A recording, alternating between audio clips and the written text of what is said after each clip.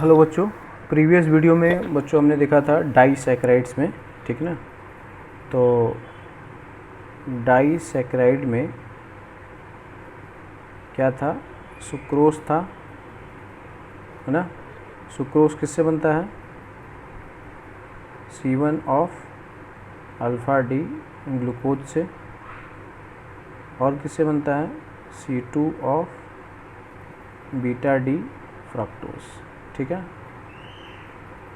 और ये जो होता है ये क्या होता है? Non reducing sugar.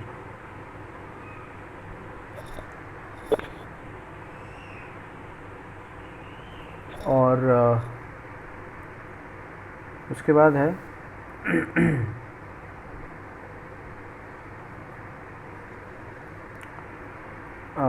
माल्टोस। तो माल्टोस क्या होता है?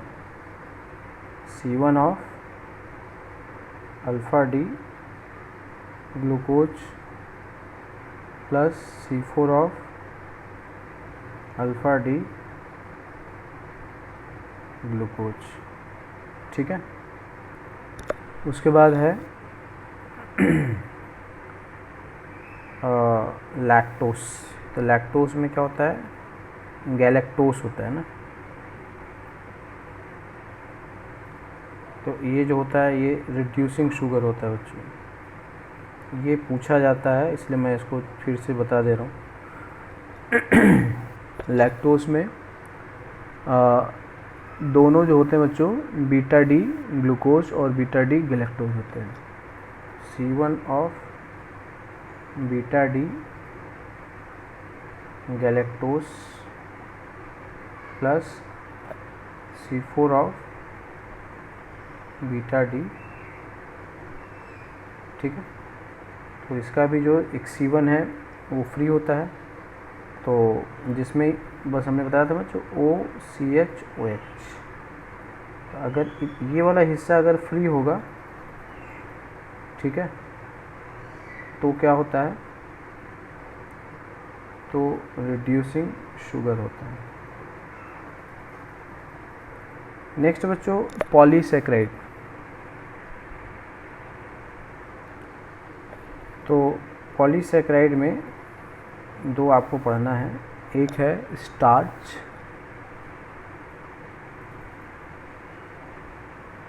और दूसरा है सेलुलोस।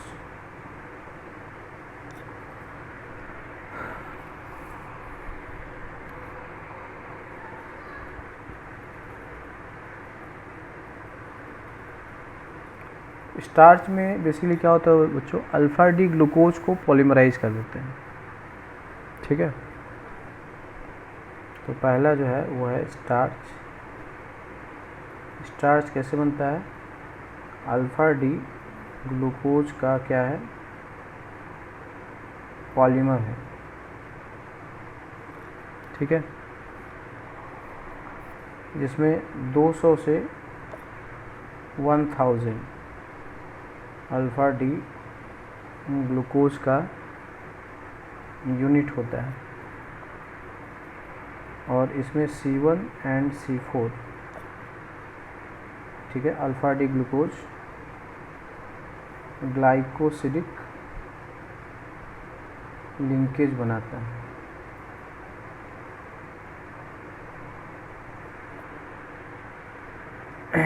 स्टार्च को हम लोग दो कंपोनेंट में बांट सकते हैं। एक होता है एमाइलोस और दूसरा होता है एमाइलोपेक्टिन,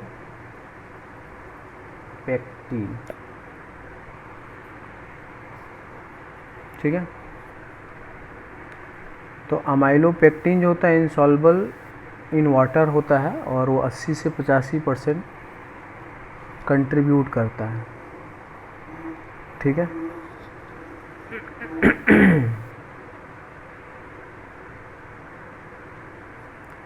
तो ये वाला जो होता है ये वाटर सॉल्युबल है और ये वाला जो पार्ट है ये क्या है? वाटर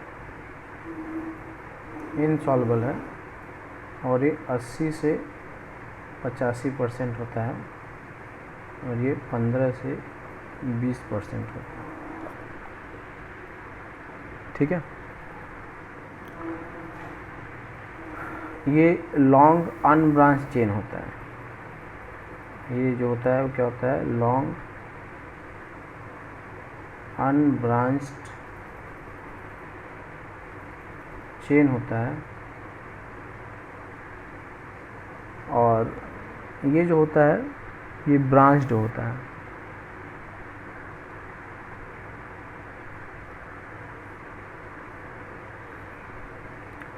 ठीक है, ये क्या होता है, ब्रांच्ड होता है। इसमें C1 C4 से लीनियर चेन बनता है और C1 C6 से ब्रांच होता है। मतलब ब्रांचिंग जो करना है वो C1 C6 पे करना है, साइड बाय साइड जो लगाना है वो ये करना है। ठीक है, तो अमाइलोज में बस तुम्हें क्या करना है कि ये जो है ऐसे C1 C4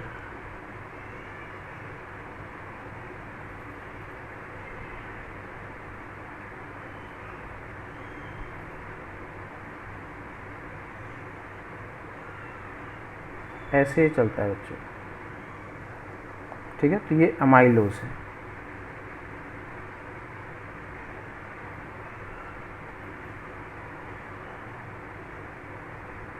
या अगर इसको क्लियर करना है, चलो कम ही यूनिट दिखाते हैं। तो इसमें जैसे मान लो ये पहला यूनिट है, ठीक है, मैं केवल OH दिखा रहा हूँ। ठीक है, H मान लेंगे आप।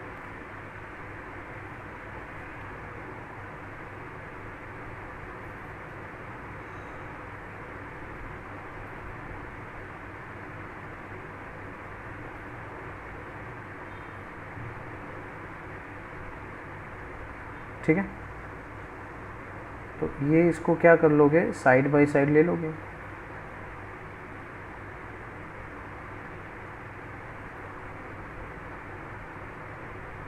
जैसे मान लो ये 3 है। ठीक है,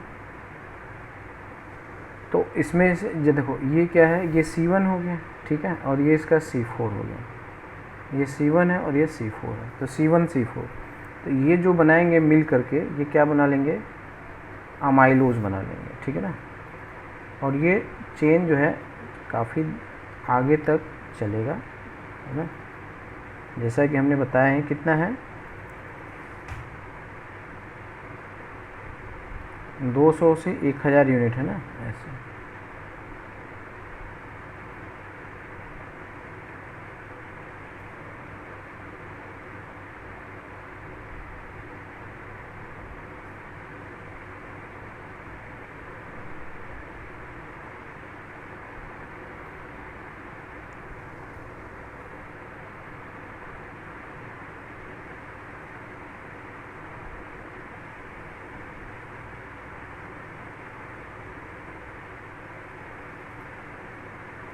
ठीक है, ये वाला जो हिस्सा है बच्चों ये अमाइलोज है। ठीक है, तो ये ऐसे ऐसे, इसका नाम है एमाइलोज। ठीक है, और जो अमाइलोपेक्टिन होगा उसमें क्या कर लेना है, ब्रांच भी कर लेना है। ठीक है ना, तो अमाइलोपेक्टिन जो है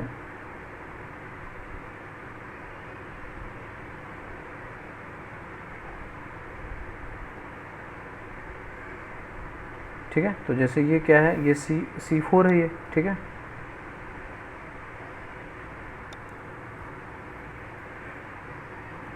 ये C1 है और ये C6 है ना, ये वाला जो होता है ये क्या है, ये C6 होता है।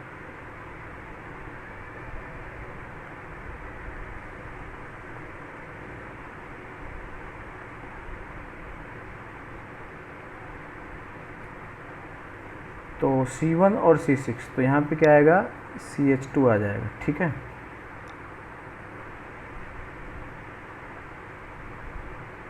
ऐसे ये चलेगा।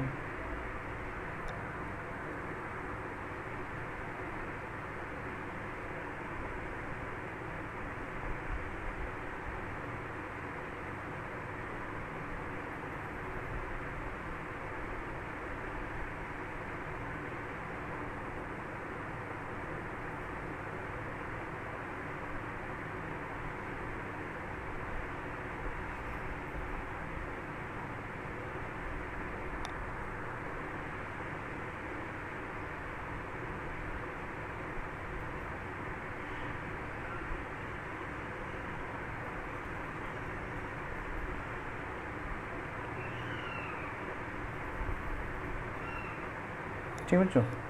तो यहाँ पे देखोगे कि ये क्या था C1 और ये क्या है C6, यहाँ पे ब्रांच आ गया। ठीक है, तो ये वाला जो पार्ट है यही क्या है आपका एमाइलोपेक्टिन।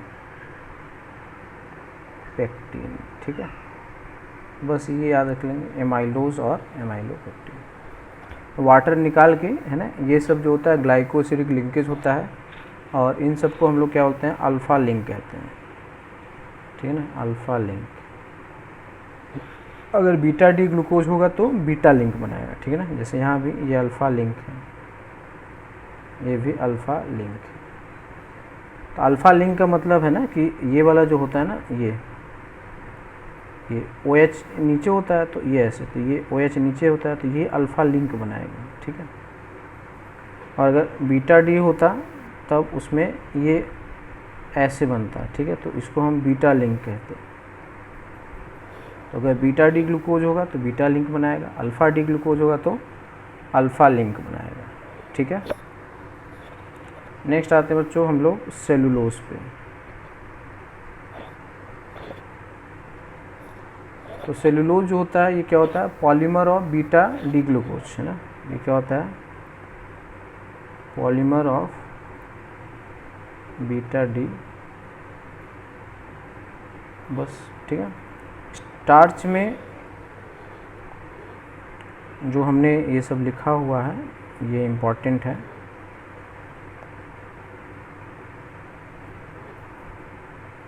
ठीक है, इसके अंदर क्या होता है अल्फ़ा लिंक होता है, ये भी IIT में आ चुका है बच्चों। ठीक है, नेक्स्ट पार्ट करते हैं बच्चों सेलुलोज में। तो सेलुलोज में बीटा लिंक होता है क्योंकि बीटा डी ग्लूकोज से बनता है C1 और C4। ठीक है, तो C1 of beta D glucose plus C4 of beta D glucose. ठीक है, तो इसमें बच्चों जो है बीटा डी ग्लूकोज बना लो ऐसे।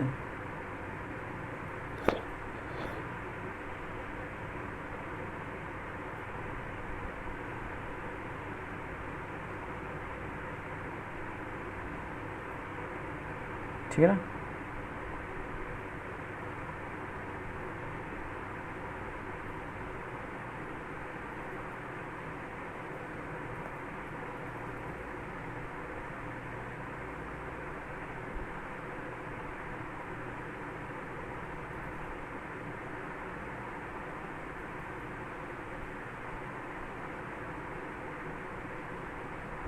ऐसे ही चलेगा।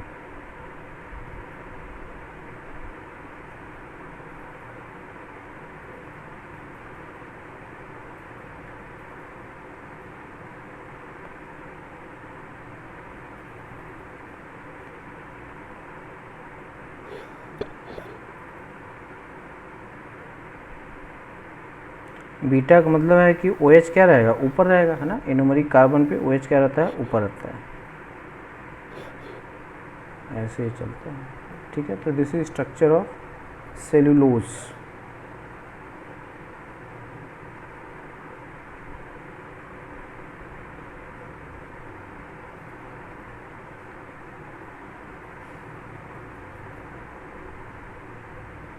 ठीक है, तो बस सिंपल सी बात है, ये सेलुलोज है। तो इसमें जो है इसको हम लोग क्या बोलेंगे, इसको बीटा लिंक बोलेंगे।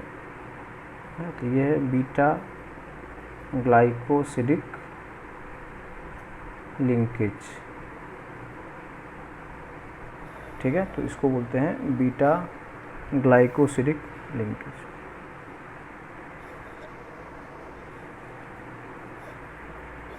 नेक्स्ट बच्चों ग्लाइकोजन। तो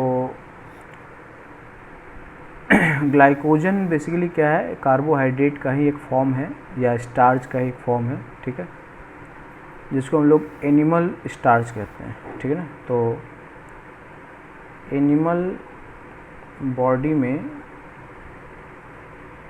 कार्बोहाइड्रेट जो होता है जिस फॉर्म में स्टोर्ड होता है ठीक है ना, स्टोर्ड होता है,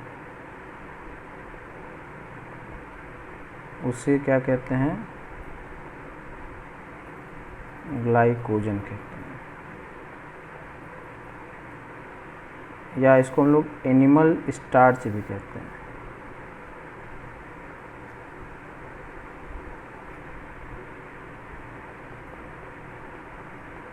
ठीक है ना, ग्लाइकोजन या एनिमल स्टार्च कहते हैं।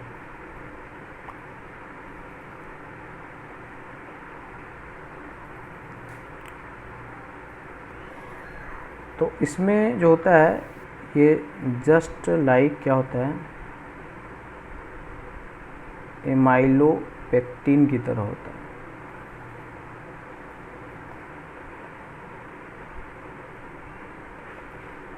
विथ मोर ब्रांचिंग, है ना, जैसे हमने देखा था एमाइलोपेक्टिन में ब्रांच होता है, तो इसमें उससे भी ज़्यादा ब्रांच होगी।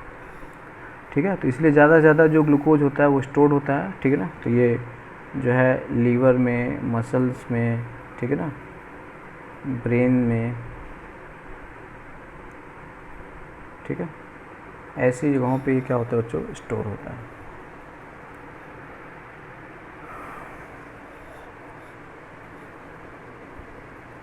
अब इसमें है बच्चों नेक्स्ट पार्ट है amino acid.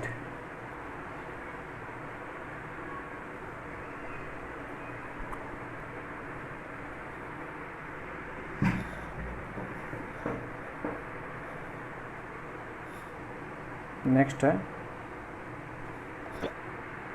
Proteins and amino acid.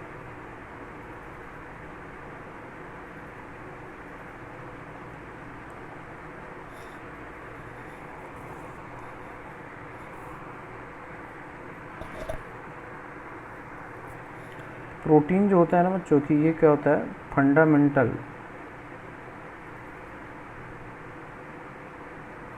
Building block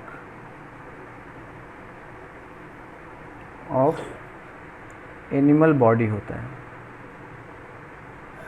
ठीक है, तो एनिमल बॉडी में जो मेजर पार्ट होता है, जो कंट्रीब्यूट करता है, वो क्या होता है, प्रोटीन। ठीक है, तो प्रोटीन जो है इसका ये आया है प्रोटियोस से, इसका मतलब होता है प्राइमरी या प्राइम इम्पोर्टेंस। प्रोटियस इसका मतलब है प्राइमरी और प्राइम इम्पोर्टेंस।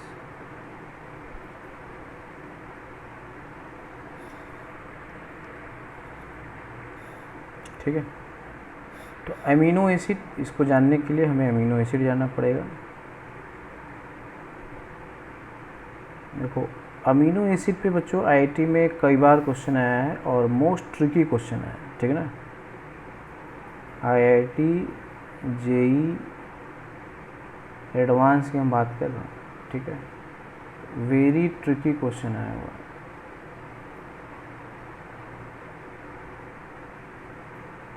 ठीक है, इसलिए इसको बहुत ही, ये नहीं कि बायो है, ये है, वो है ना, अपने आप को बहुत इंटेलिजेंट समझते हैं, तो यहाँ पे सबकी इंटेलिजेंस जो है गायब हो जाती है।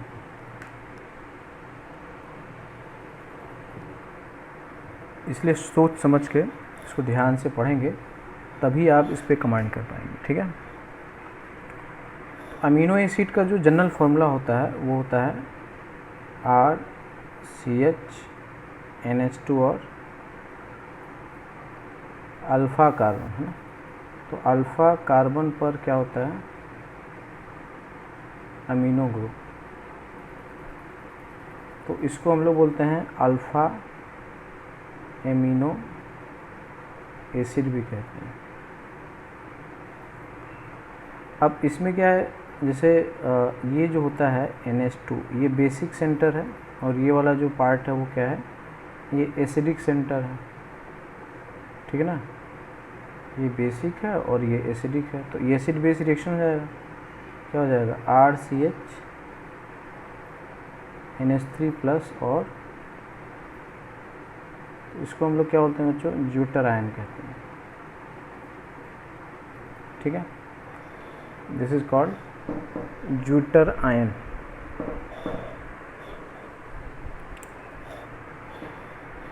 और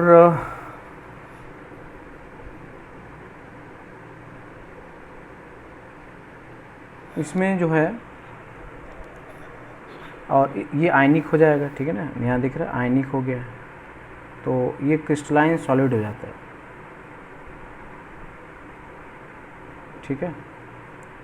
और हाई इसका क्या होगा, मेल्टिंग पॉइंट, बॉइलिंग पॉइंट होगा, और ये वाटर में क्या होगा, सॉल्युबल होगा, ठीक है। तो इसको हम लोग क्या बोलते हैं बच्चों, अल्फ़ा अमीनो एसिड। तो जो सबसे पहला जो है अल्फ़ा अमीनो एसिड में, वो है ग्लाइसिन, है ना, जैसे हम लिखा ना RCH NH3 + COO-, या हम लोग अब यही लेंगे RCH NH2 और COH। अब इस R को हम अलग अलग क्या कर देंगे, चेंज कर देंगे, ठीक है ना। तो R की वैल्यू अगर H हो जाएगी तो वही ग्लाइसिन होता है, ठीक है। तो ग्लाइसिन में क्या होगा, यहाँ पे ये हो जाएगा H हो जाएगा, ठीक है, इसको GLY लिखते हैं, और शॉर्ट में इसको G से लिखते हैं, ठीक है। और यहाँ पे HCH NH2 और, तो सिर्फ यही ग्लाइसिन एक अल्फ़ा अमीनो एसिड है जो कि ए कायरल है। ये क्या है, ए कायरल, है ना, कायरल कार्बन है नहीं, क्योंकि कार्बन से क्या लग गया, 2H, ठीक है। तो अभी बच्चों हम ये बता दें, जैसे गवालिस, गवालिस, ये याद रखेंगे, ठीक है, गवालिस। तो G फॉर ग्लाइसिन होगा, A फॉर एलानिन होगा, VA फॉर वैलिन होगा, L फॉर ल्यूसीन होगा, I फॉर आइसोल्यूसिन होगा,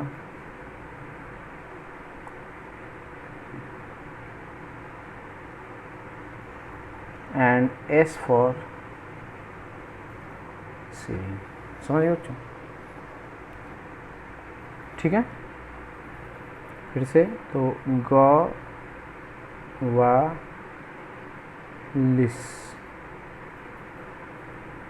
तो यहाँ पे जो है ना RCHNH2, तो इसमें जो होगा H आएगा, तो HCHNH2COH। एलानिन में ये CH3 हो जाएगा, CHNH2 और COH, ठीक है।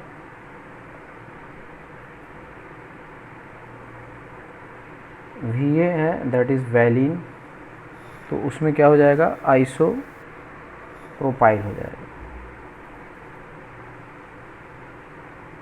आइसोप्रोपाइल एक्स्ट्रा लगा दोगे, बाकी ये वही रहेगा, ये वैलिन हो गया। और इसमें हम लोग क्या ऐड कर लेंगे, सेकेंडरी ब्यूटाइल, गवालिस, जो ल्यूसीन होगा, ठीक है ना, इसमें सेकेंडरी ब्यूटाइल,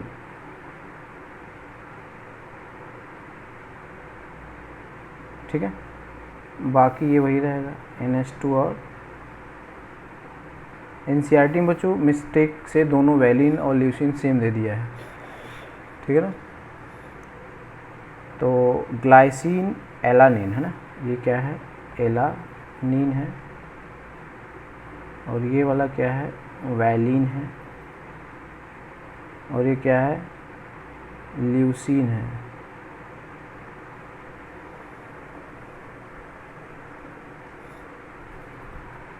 ठीक है।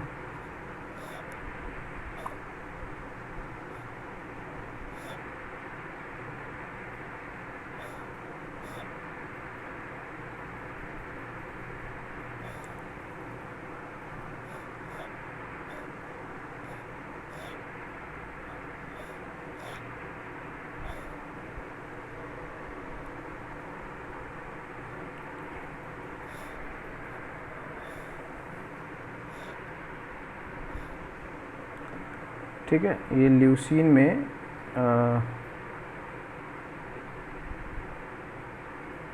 दो है ना आइसोल्यूसिन, तो इसमें तो आइसोप्रोपाइल हो गया, इसमें क्या होगा, आइसोब्यूटाइल हो जाएगा, है ना।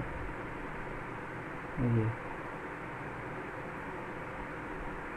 आइसोब्यूटाइल और आइसोल्यूसिन, है ना। इसमें क्या हो जाएगा, सेकेंडरी ब्यूटाइल। तो ब्यूटेन का जो सेकेंडरी कार्बन है ना, उससे जोड़ोगे, ठीक है। उसके बाद आता है बच्चों सीरीन।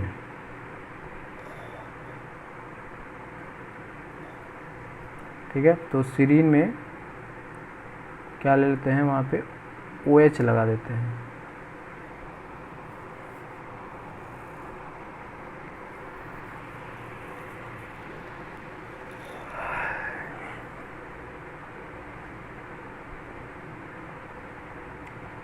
तो HOCH2CHNH2, ठीक है,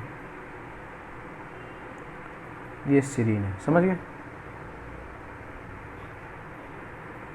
तो ठीक है, तो वही है कि RCHNH2COH। तो ये याद रखना है, ग्लाइसिन, एलानिन, लिस, ठीक है। तो ग्लाइसिन में R की जगह क्या लोगे, H लोगे। एलानिन में क्या लोगे, मिथाइल लोगे। वैलिन में क्या लोगे, आइसोप्रोपाइल, है ना। ल्यूसीन में क्या लोगे, isobutyl.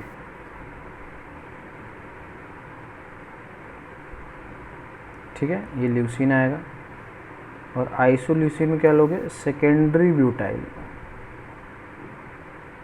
Secondary carbon of butyl, ठीक है। और सीरीन में क्या लोगे, ये हाइड्रोक्सी मिथाइल, ठीक है ना। तो एटलीस्ट इतना याद रखना बच्चों, ठीक है।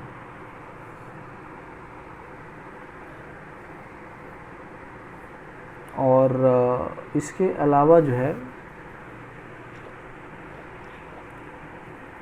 ये भी बहुत ही ज़्यादा इम्पोर्टेंट है, ग्लूटामिक एसिड, है ना।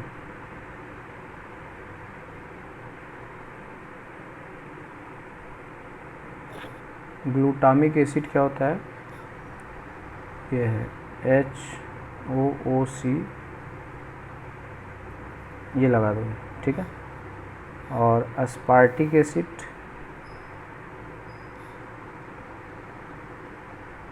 इसमें क्या हो जाएगा, HOOC और CH2, ठीक है। तो ग्लूटामिक एसिड का क्या स्ट्रक्चर बनेगा, ग्लूटामिक एसिड हो जाएगा HOOC CH2 CH2 CH, ये आ जाएगा, ठीक है। स्पार्टिक एसिड क्या आएगा, HOC CH2 CH और यहाँ पे CH। तो ये है स्पार्टिक एसिड, है ना। ये एग्जाम में आ चुका है बच्चों। सब में देखो कायरल कार्बन है, ठीक है।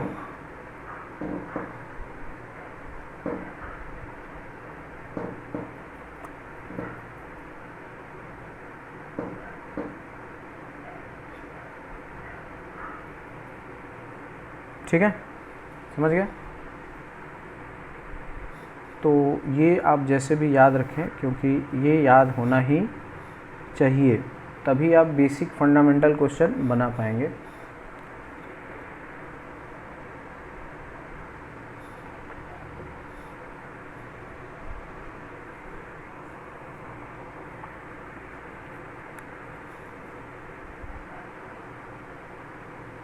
ठीक है, तो 44 एटलीस्ट इतना याद रखना है सीरीन तक। उसके बाद दूसरा जो हमने आपको बताया, ग्लूटामिक एसिड में क्या है,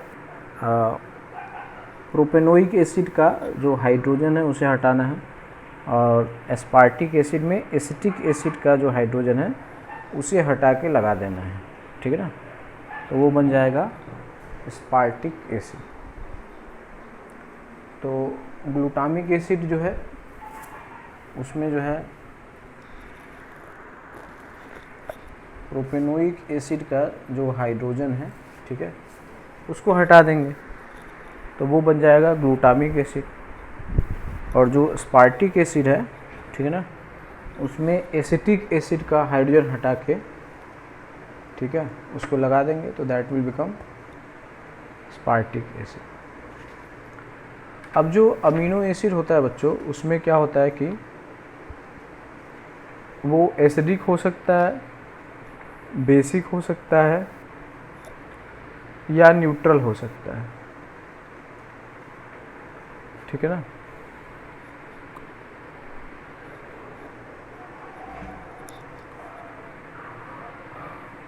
तो ये सब जो है ना बच्चों, ये जितने भी हमने एग्जाम्पल लिखे हैं ये सारे के सारे क्या होते हैं, नेचुरल अमीनो एसिड होते हैं, है ना, नेचुरल अमीनो एसिड। ये सारे के सारे क्या होते हैं, नेचुरल है, मतलब ये सिंथेसाइज नहीं है, ये मतलब नेचर में क्या करते हैं, एग्जिस्ट करते हैं, तो they are also known as natural amino acid, ठीक है, समझ गए। तो ये नाम याद रखना चाहिए, ठीक है। तो जैसे फिर से आ जाते हैं हम लोग, तो जैसे हो ना, तो ग्लाई, एला, ठीक ना, वैल, एस, ऐसा हो सकता है। इसका क्या मतलब है कि ग्लाइसिन, एलानिन, वैलिन और सीरीन, इनसे मिलके हम क्या बना सकते हैं, अमीनो मतलब प्रोटीन बना सकते हैं, ठीक है। तो प्रोटीन क्या होता है, अमीनो एसिड का जो होता है पॉलीमर, ठीक है, उसको हम लोग क्या बोलते हैं बच्चों, प्रोटीन कहते हैं। अमीनो एसिड का जो पॉलीमर होता है उसे हम लोग क्या बोलते हैं, प्रोटीन कहते हैं।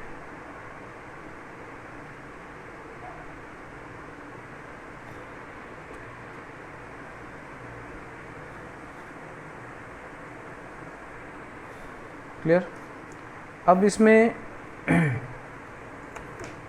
अमीनो एसिड का क्लासिफिकेशन करना है, ठीक है ना। जैसे प्रोटीन क्या होता है, प्रोटीन जो होता है अमीनो एसिड का क्या होता है, पॉलीमर होता है, ठीक है।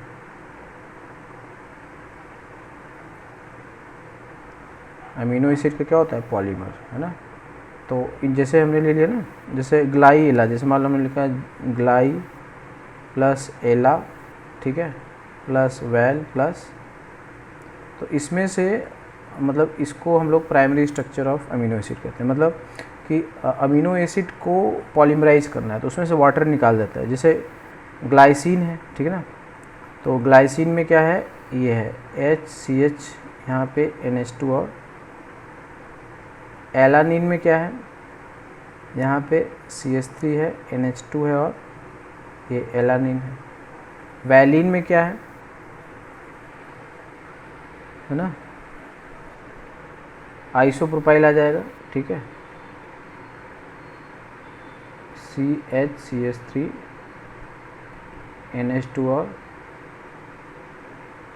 सीरीन में क्या आ जाएगा, हाइड्रोक्सी मिथाइल।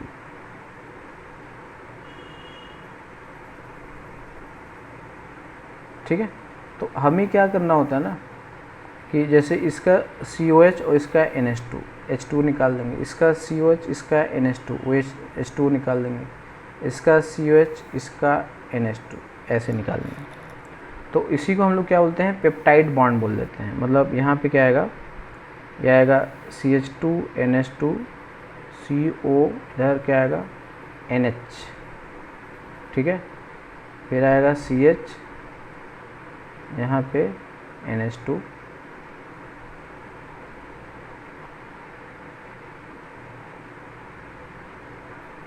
ये तो ख़त्म हो गया, और इधर फिर आएगा CO NH, ठीक है, फिर है यहाँ पे CH, ठीक है, ऐसे आएगा, फिर CO NH, फिर यहाँ पे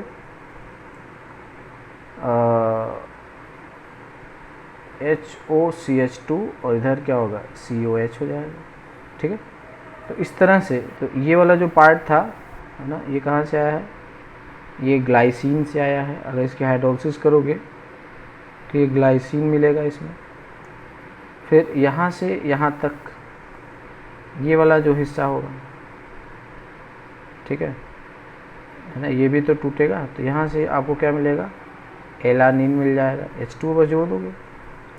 फिर उसके बाद यहाँ से, ठीक है, यहाँ तक ये क्या हो जाएगा, आइसोल्यूसिन हो जाएगा,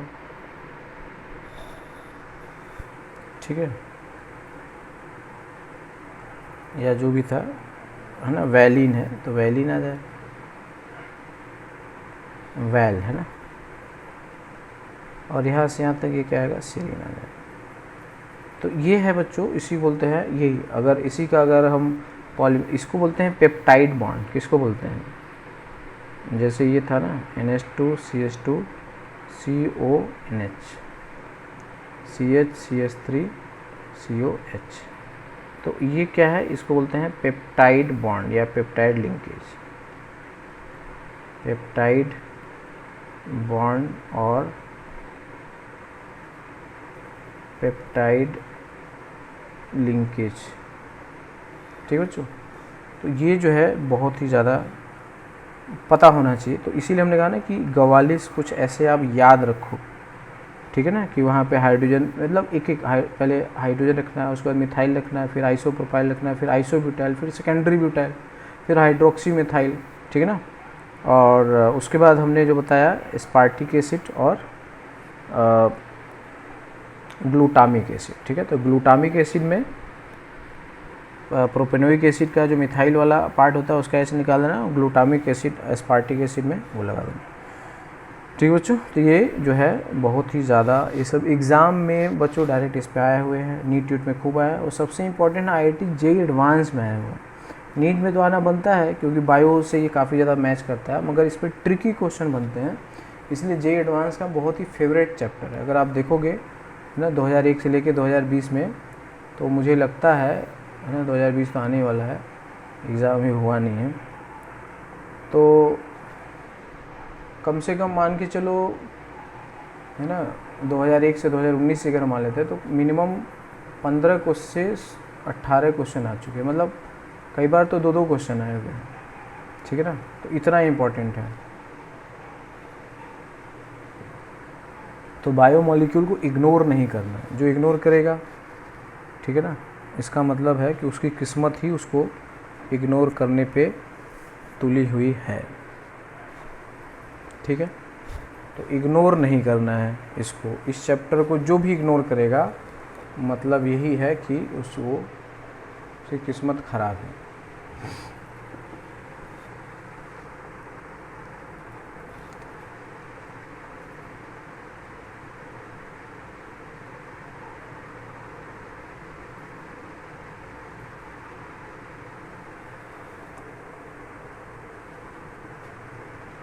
अब इसमें एक टर्म होता है बच्चों, आइसो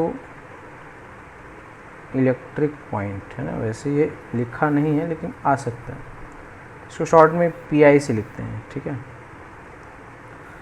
तो इसमें क्या होता है कि वो pH जिस पे अल्फ़ा अमीनो एसिड जो होता है, ठीक है, डाईपोलर या जीरो नेट चार्ज जहाँ पे होता है,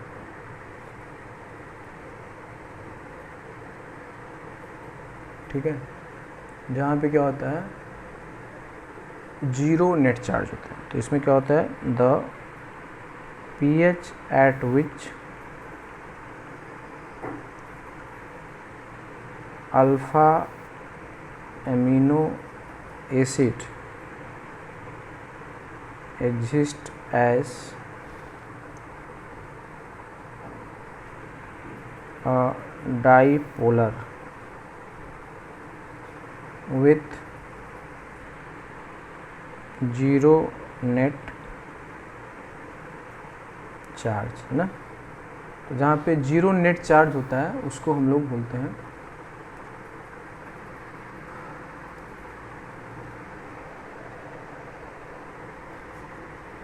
है ना,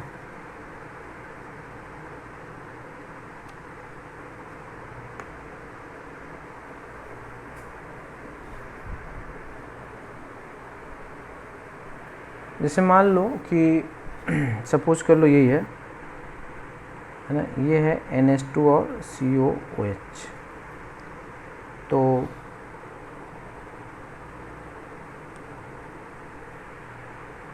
एक्चुअल में ये ऐसा तो होगा नहीं, ये कैसा होगा, इस फॉर्म में होगा NH3 प्लस और COO माइनस, ये ऐसे रहेगा, ठीक है ना।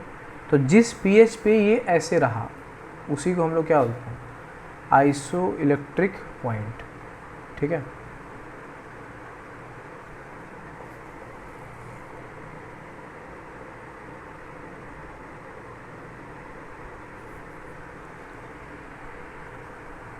ठीक है, तो अगर हम इसमें H प्लस ऐड कर दें, ठीक है, इसमें अगर हम लोग H प्लस ऐड कर दें,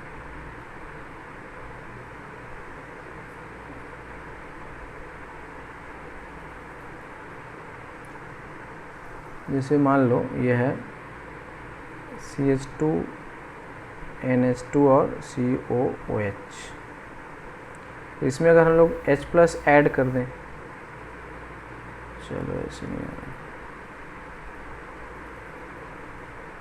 तो H प्लस आपने ऐड किया, तो जब H प्लस ऐड होती है किसकी तरह ऐड करेगा, बेस की तरह, है ना। तो यहाँ पे क्या हो जाएगा, CH2 NH3 प्लस में हो जाएगा, ठीक है, इधर COH हो जाएगा, और इसमें OH माइनस ऐड कर दें, तब ये किसकी तरह हो जाएगा, CH2 NH2 और CO माइनस, ठीक है। तो यहाँ पे नेट चार्ज कितना है, नेट चार्ज +1 है, यहाँ पर नेट चार्ज कितना है, -1 है, और ये जो होता है ये बेसिकली क्या है, ये CH2 NH3 plus CO minus ही तो है, तो यहाँ पे क्या है, नेट चार्ज 0 है।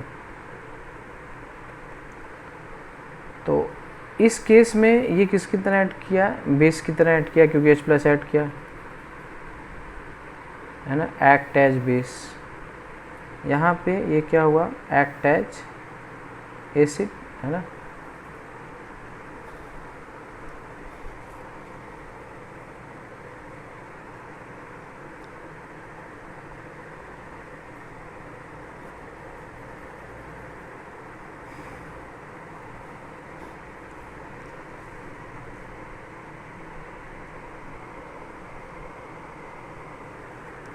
और जो इसमें क्या होता है बच्चों, जो आइसो इलेक्ट्रिक पॉइंट होता है, ठीक है ना,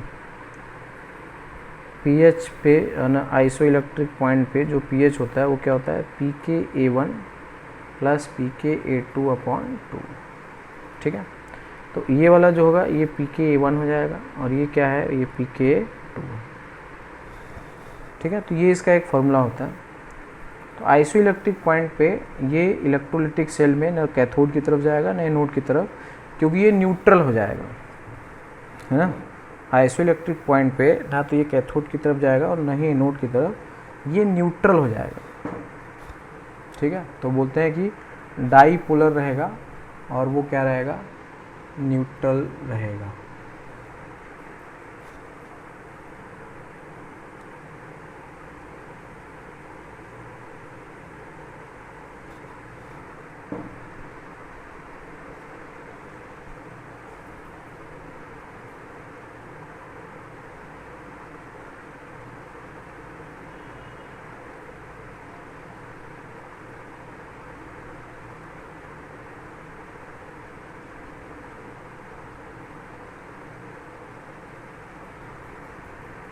ठीक है, तो जो अल्फ़ा अमीनो एसिड होता है बच्चों, वो एसिडिक भी हो सकता है, बेसिक भी हो सकता है और न्यूट्रल भी हो सकता है, ठीक है ना।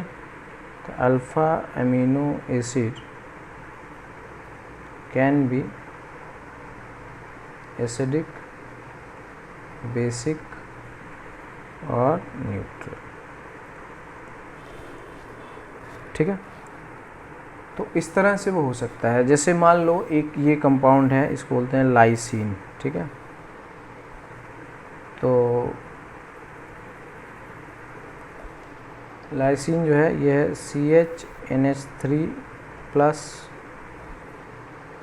CH2 होल थ्राइस यहाँ पर CH2NH3 प्लस। तो यहाँ पे क्या है, यहाँ पे नेट चार्ज कितना है, +2 है। अगर इसमें हम लोग OH माइनस ऐड सब्ट्रैक्ट वगैरह करते हैं तब तो एसिडिक हाइड्रोजन चला जाएगा, है ना। सबसे ज़्यादा एसिडिक कौन है, ये है CO minus CH NH3 plus CH2 whole thrice CH2NH3 plus. फिर से इसमें से OH माइनस डाल दिया जाए तो दूसरा वाला जो जाएगा CH NH2 आ जाएगा, है ना। थोड़ा बड़ा कर लेते हैं, जैसे लाइसिन है, ठीक है। तो ये है CHNH3 plus CH2 whole thrice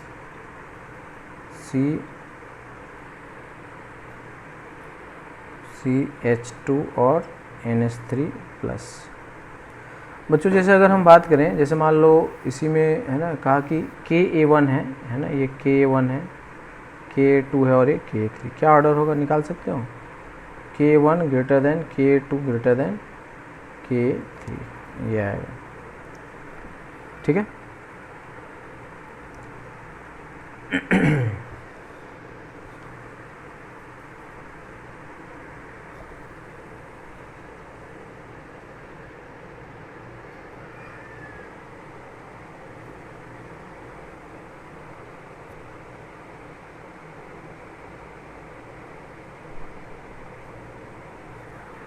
समझ गए।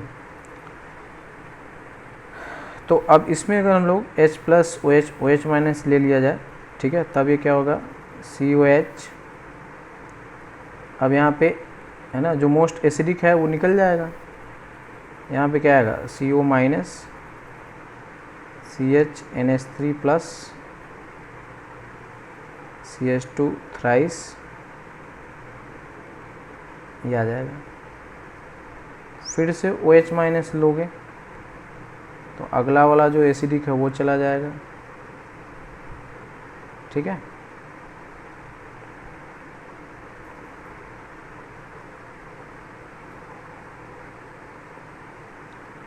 समझ गए।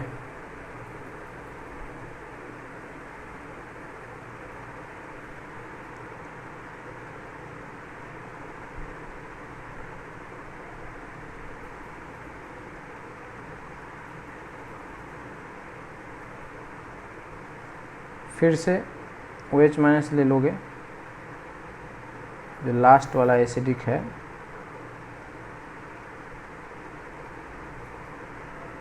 ठीक है, तो ये आ जाएगा CH2NH2, क्लियर। तो नेट चार्ज इसके ऊपर कितना है, इसके ऊपर नेट चार्ज है +2 है, इसके ऊपर कितना है +1 है, इसके ऊपर क्या है 0 है और इसके ऊपर क्या है -1। समझ गए। तो इसका जो आइसो इलेक्ट्रिक पॉइंट होगा बच्चों, ठीक है, कि 0 चार्ज से पहले वाला लोगे और बाद वाला लोगे, ठीक है ना। बस इतना मैं बताना चाह रहा था, ये 0 चार्ज से पहले और बाद वाला, ठीक है। तो पहले का क्या है, जैसे मान लो मैं अगर आपको दे दूं इसका pK1 है ना, मैंने इसका pK1 दे दिया, ठीक है ना, pK1 pK2 और pK3, ये जब भी रहेगा तो डाटा आपको दिया जाएगा अगर पूछेगा तो, ठीक है। कई बार IIT नया करता है क्योंकि अब इसमें आयनिक इक्विलिब्रियम आ गया, ठीक है ना, एसिड बेस आ गया, बहुत सारी बात आ गई। तो जैसे मान लो कि लाइसिन का जो pK1 है ये है 2.18 है और ये है 8.95 है और ये है कितना 10.53 है, ठीक है। तो अब देखो इसके पहले है ना, इसके पहले यहाँ से हाइड्रोजन किसका निकल रहा है ना, ये pK2 का है, और ये क्या है, pK3 है, ठीक है। pK2 निकाला और pK3 निकाला, तो इसका जो PI होगा दैट इज आइसोइलेक्ट्रिक पॉइंट, यानी कि PI पर जो pH होगा वो क्या होगा, इसका pK2 प्लस pK3 का एवरेज, ये आ जाएगा, है ना। कि उसका जो चार्ज है ना न्यूट्रल से लेफ्ट वाला और राइट वाला, बस ये देख लेना, ठीक है ना। तो यहाँ पर ये है pK2 है और यहाँ पे क्या है, pK3 है, तीसरा हाइड्रोजन दूसरा हाइड्रोजन, बस। तो इसका जो आएगा वो कितना आएगा, 8.95 प्लस 10.53 अपॉन 2, ठीक है। इसको जब सॉल्व करोगे तो कितना आ गया, 5 प्लस 3 8 हो गया, 9 प्लस 5 14, ठीक है, और ये 9 हो गया और ये 1 अपॉन 2 आएगा, ठीक है, ये आ जाएगा। ये इसका क्या है बच्चों, तो मैं जस्ट आपको बता रहा हूँ कि ये वाला जो फॉर्म है इसमें क्या है, नेट पॉजिटिवली चार्ज है, इसमें भी नेट पॉजिटिवली चार्ज है, ये न्यूट्रल है और ये, तो वही होता है आइसोइलेक्ट्रिक पॉइंट। क्या होता है, वो पीएच जिस पे वो क्या रहेगा, बाईपोलर रहेगा, मतलब नेट चार्ज वहाँ पे क्या रहेगा, न्यूट्रल रहेगा, ठीक है। तो कई बार आपको इसमें एसिडिक स्ट्रेंथ का ऑर्डर भी पूछ लेगा, जैसे ये वाला जो एसिडिक स्ट्रेंथ है ये सबसे ज़्यादा एसिडिक होगा, फिर ये होगा, फिर ये होगा, है ना, क्योंकि COH है ना कार्बोक्सिलिक एसिड की स्ट्रॉन्गर एसिड होगा, ये आएगा, फिर ये इसमें -I का इफेक्ट लग रहा होगा, फिर इसके बाद इसका नंबर आएगा लास्ट में, ठीक है। तो ऑर्डर ये होगा K1 greater than K2 greater than K3, PK उल्टा हो जाएगा, PK1 less than PK2 less than PK3। तो जो जितना ज़्यादा कम एसिडिक होगा उसका PK क्या होगा, उतना ही ज़्यादा आएगा। समझ पाए। अब जैसे मान लो कि एक और हम ले लेते हैं, सपोज कर लो ये है, ठीक है, ये है COOH CHNH3 प्लस, ठीक है, CH2 और COOH, ठीक है।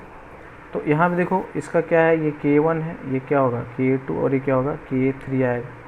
तो यहाँ पे ऑर्डर क्या होगा, सबसे ज़्यादा कौन होगा, K1 होगा, उसके बाद K3 होगा, उसके बाद क्या होगा K2, ठीक है। अब इसमें अगर OH माइनस लोगे तो क्या होगा, पहले ऊपर वाला जाएगा, ठीक है ना, NH3 प्लस और ये क्या हो जाएगा CH2, और फिर उसके बाद फिर लोगे तो कौन नीचे वाला जाएगा, CO minus NH3 plus CH2 और CO माइनस, ठीक है। दोबारा अगर बेस लोगे तब कहाँ जाएगा, बस ये देखो न्यूट्रल कहाँ हुआ है ना, यहाँ पे 0 आ गया है ना, यहाँ पे क्या होगा 0 आ गया। इसके पहले क्या था, ये K1 से गया है, इधर क्या है ये K2 से गया है, तो इसका जो pH होगा है ना PI पे, वो क्या आएगा pKa1 प्लस pKa2 अपॉन 2। बस इतना समझो कि न्यूट्रल से जस्ट पहले और न्यूट्रल के जस्ट बाद उसका K1 K2 का एवरेज, मतलब pK1 प्लस pK2 का एवरेज ले लोगे, ठीक है, समझ में आया। तो इस वाले में जैसे था ये CO माइनस CHNH2, ठीक है, CH2 और COO माइनस, ठीक है बच्चों। तो ये जो है ये बहुत ही टेक्निकल प्रॉब्लम्स इस पे बनते हैं, ठीक है। तो हमने अभी देखा है आइसोइलेक्ट्रिक पॉइंट और उस पर pH क्या होता है। तो बहुत ही इंटरेस्टिंग है बच्चों, इसको ध्यान से अगर आप पढ़ेंगे तो आपको मज़ा आएगा, ठीक है।